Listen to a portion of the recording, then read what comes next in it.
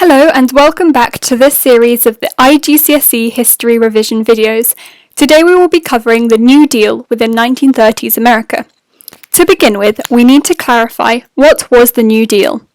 The New Deal was a program set up by Roosevelt in order to try and combat the effects of the Great Depression in the USA, using relief programs to try and restore the economy which had failed, and help the huge amounts of poverty that persisted during this time.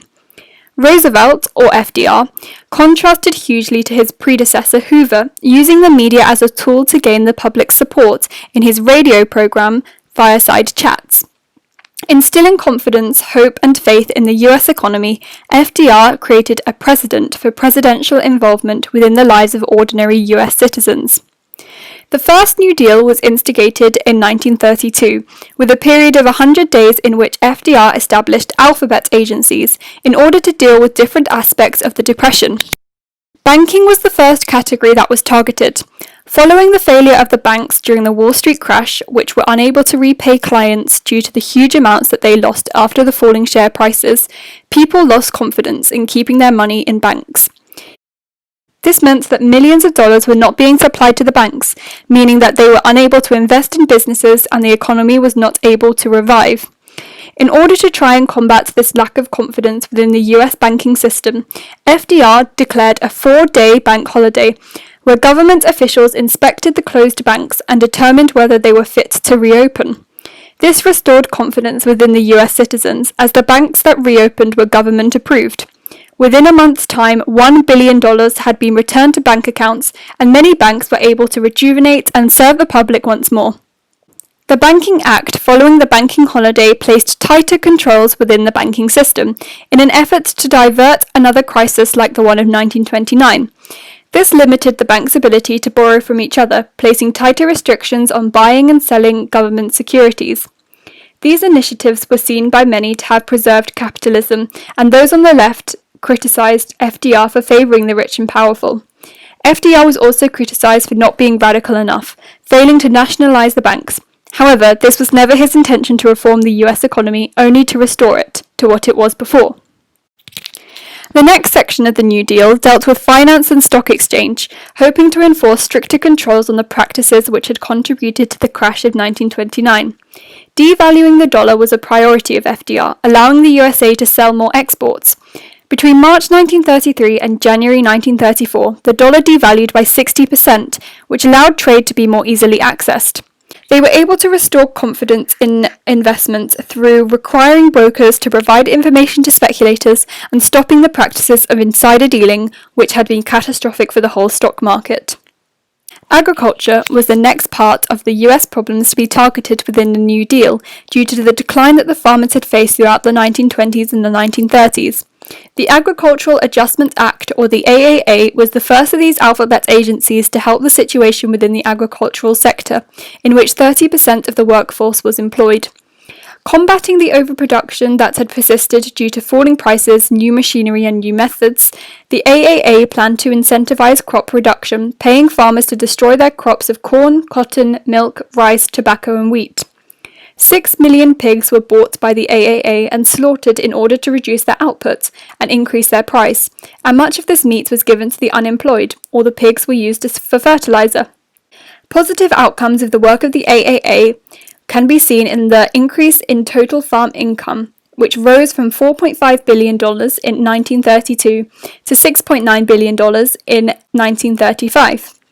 The increase in the price of cotton from 6.5 cents to 10 cents per pound also shows how these methods did cause a reduction in overproduction, and therefore for prices to rise. However, the reduction of output also meant a reduction in labour needed, meaning that farm owners evicted unneeded sharecroppers who worked on the land. This meant that those who were suffering the most with the lowest wages were harmed even more by this practice. Larger farms also tended to benefit more than smaller farms did, limiting the effect on the more needful industries and meaning that the huge problems within the agricultural sector were ultimately unable to be helped. The Tennessee Valley Authority was the next alphabet agency established by FDR within the first New Deal. Aiming to help the areas surrounding the Tennessee River, which ran through 7 of the poorest states in the USA, the TVA constructed 33 dams. This prevented flooding, which was common in the areas, allowed employment opportunities as well as producing hydroelectricity. Ecological schemes were also created, planting trees in order to strengthen the soil and decrease risk from flooding, and also using organic fertilizers to help the land become more profitable. Contour ploughing was also promoted by the TVA. This was where the farmers would farm the land horizontally on the side of the slope, to stop water from running off the side of the hill and help the crops to grow as a result.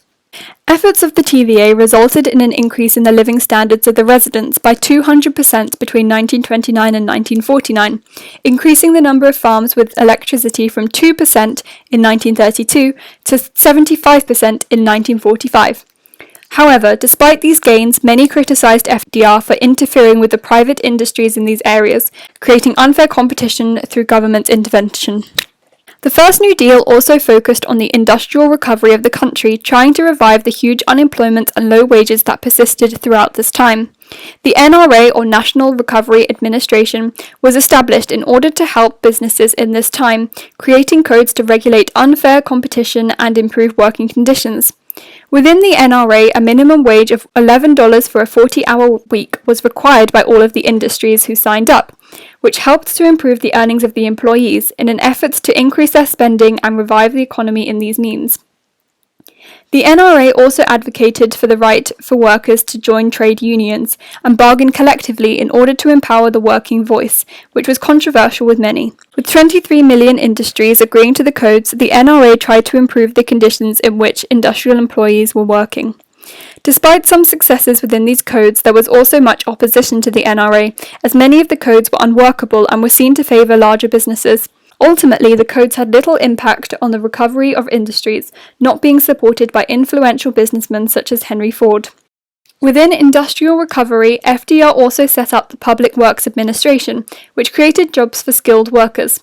Spending $3.3 billion, the government funded the construction of roads, dams, hospitals and schools, creating thousands of jobs for the unemployed. Opposition from those who were against the high wages of $1 an hour complained of the prevention that this caused to the natural recovery of the construction industry. The Civil Works Administration was a later policy granting $400 million to employ 4 million unskilled workers. These jobs, however, were criticised by many as being boondoggles, jobs which paid you for doing nothing. Examples of these boondoggling jobs included scaring pigeons and researching the history of the safety pin. Federal relief was the last area covered by the first New Deal, which included the Federal Emergency Relief Act, which gave $500 million to providing relief. This money was spent on soup kitchens, blankets, unemployment schemes and nurseries, which helped those living in poverty during the Depression. However, with limiting funding and lack of cooperation from some states, this was unable to have a huge impact. The first New Deal, therefore, aimed to strengthen the US economy and society, focusing specifically on the areas that were suffering the most during the Depression and creating employment for the most desperate. However, there were many areas that were not covered, and many argue that FDR did not do enough to help those in real need.